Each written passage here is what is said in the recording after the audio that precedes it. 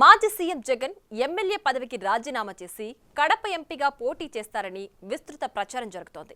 దీనిపై వైసీపీ నుంచి ఎలాంటి స్పందన లేకపోవడంతో ఆ పార్టీ శ్రేణులు అయోమయంలో ఉన్నాయి.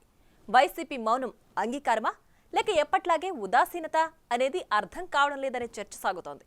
ఇంతకీ జగన్ రిజైన్ చేయడం ఏంటి? అసలు వార్తలు ఎలా వస్తున్నాయి?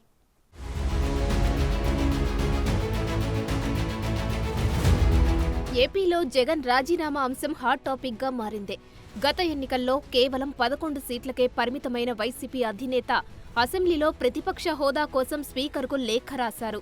ఇప్పుడున్న పరిస్థితులలో తమ పార్టీకి ప్రతిపక్ష హోదా రాదని నిర్ధారించుకున్న తర్వాత ఆయన ఢిల్లీ వేదికగా రాజకీయాలు చేయాలని యోచనలో ఉన్నట్లు వార్తలు గుప్పుమంటున్నాయి.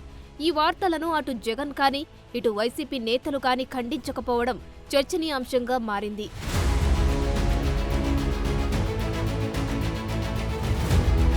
ఇక వైఎస్ఆర్ జయంతి కార్యక్రమంలో తెలంగాణ సీఎం రేవంత్ రెడ్డి చేసిన వ్యాఖ్యలు ఈ వ్యవహారాన్ని మరో మలుపు తిప్పాయి. ఒకవేళ కడపలో ఉప ఎన్నిక జరిగితే ఏపీసీసీ అధ్యక్షురాలైన షర్మిలాను గెలిపించే బాధ్యతను తాను తీసుకుంటానని తెలంగాణ సీఎం రేవంత్ రెడ్డి వ్యాఖ్యానించారు. నియోజకవర్గంలో ప్రతి ఇంటికి వెళ్లి ఓట్లు అడుగుతానని ఆయన సభలో బహిరంగ ప్రకటన చేశారు. దీంతో ఉప ఎన్నికకు సంబంధించిన వార్తలకు మరింత బలం చేకూరినట్లు అయింది. ఈ మధ్య టీవీలో పేపర్లో చూస్తున్న కడప పార్లమెంట్కు ఉప ఎన్నికలు రావచ్చు అని. నిజంగానే ఉప ఎన్నికలు వస్తే ఊరూరు తిరిగే బాధ్యత నేను తీసుకుంటా.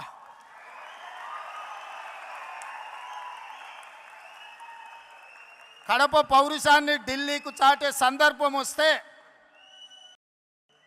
కడప జిల్లా వాసుల తరఫున కాంగ్రెస్ పార్టీ జెండా మోయడానికి గల్లీ గల్లీ తిరగడానికి అక్కడి నుంచే ఎక్కడైతే పోగొట్టుకున్నామో అక్కడనే వెతుక్కోమని పెద్దలు ఏదైతే చెప్పినరో, ఏ కడప జిల్లాలో కాంగ్రెస్ పార్టీకి దెబ్బ తగిలిందో అదే కడప జిల్లా నుంచి కాంగ్రెస్ పార్టీ జెండాను ఎగరేసి ఆ గడ్డ మీద నుంచే పోరాటం మొదలు పెడదాం. పోగొట్టుకున్న చోటే వెతకాలనే సామెత ప్రకారం ఏపీ కాంగ్రెస్ పావులు కదుపుతోందని వాదనలు వినిపిస్తున్నాయి. పార్టీ బలోపేతం కోసం ఎలాంటి సాయమైనా చేయడానికి తాము సిద్ధమంటూ TPCC chief CM Revanth Reddy ప్రకటనతో ఒక్కసారిగా వాతావరణం వేడెక్కింది. రాహుల్ గాంధీని ప్రధానిగా చూడాలంటే కాంగ్రెస్ శ్రేణులంతా ఒక్కటై పనిచేయాలంటూ రేవంత్ చేసిన వ్యాఖ్యలు హస్తం నేతలను ఆలోచనలో పడేశాయని రాజకీయ వర్గాలు చెప్పుకుంటున్నాయి. 2029లో ఈ దేశానికి రాహుల్ గాంధీ గారు ప్రధానమంత్రి అవుతారు. ఆంధ్రప్రదేశ్లో కాంగ్రెస్ పార్టీ అధికారంలోకి వస్తుంది. ఇదే వైఎస్ఆర్ చివరి కోరిక.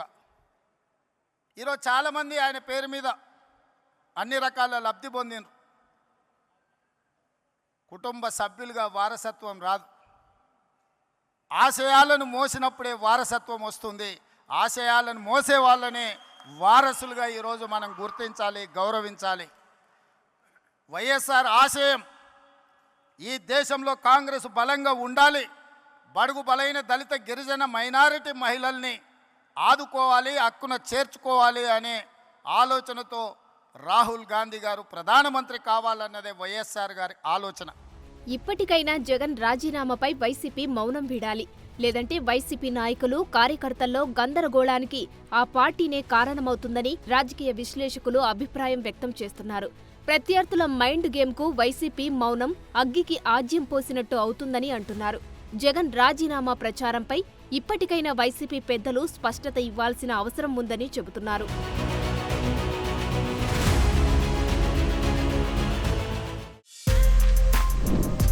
For more videos like this, subscribe Big TV channel.